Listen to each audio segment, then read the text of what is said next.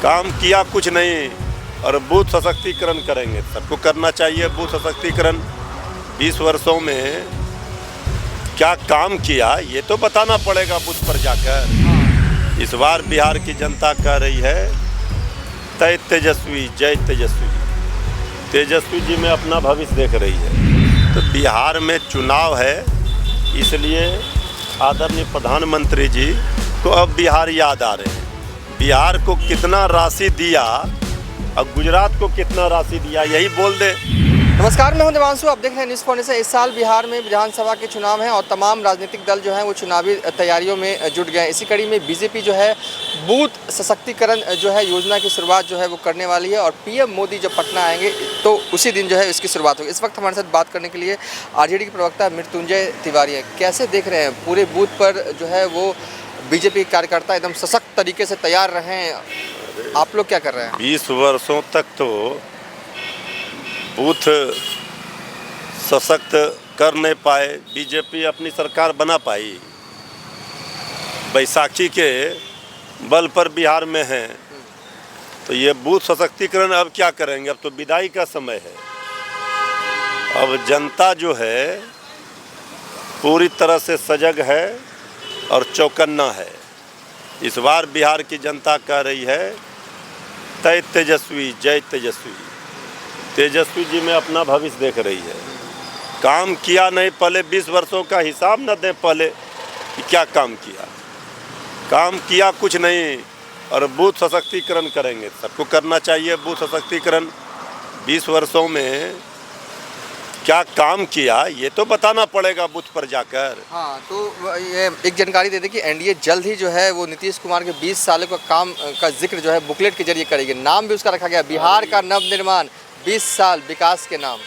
अब तो कह रहे हैं एनडीए के लोग कि 2005 के पहले कुछ था ही नहीं, बिहार इन्होंने बना दिया। ये जनता, ये जो पब्लिक है ये सब जानती है, सबको पहचान चुकी है। अब जनता ने कर ली है बड़ी तैयारी।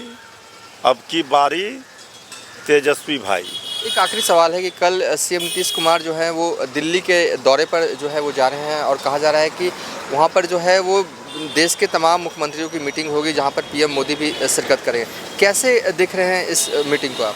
अरे देखिए, ये सब तो बैठक कर रहे हैं, दिल्ली जाएंगे। अब तो सरकार की नाकामी का पोल पूरी तरह से खुल गया। केंद्र सरकार भी वहाँ किस तरह से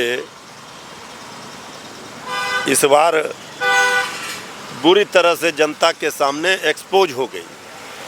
किस मामले में कह रहे हैं कि आप एक्सपोज? मामले में हम कह रहे हैं आखिर इतने दिनों से सरकार में जो लोग हैं उनको जनता को बताना होगा कि क्यों नहीं मिला बिहार को विशेष राज्य का दर्जा, कहाँ गया बिहार का विशेष पैकेज, पटना यूनिवर्सिटी को सेंट्रल यूनिवर्सिटी का दर्जा क्यों नहीं मिला, ये सब तो बताना होगा ना। आज ही दिलीप जायसवाल कह रहे थे कि पीएम मोदी आ रहे हैं बिहार, 2 फायदे तत्काल होंगे, एक पटना एयरपोर्ट बिल्डिंग का उद्घाटन और बिहटा एयरपोर्ट का शिलान्यास। तो सबको पता है कि आदरणीय प्रधानमंत्री जी अब बिहार में अपना डेरा डालेंगे। चुनाव है बिहार में और इसके बाद फिर 5 साल तक दिखाई नहीं पड़ते हैं।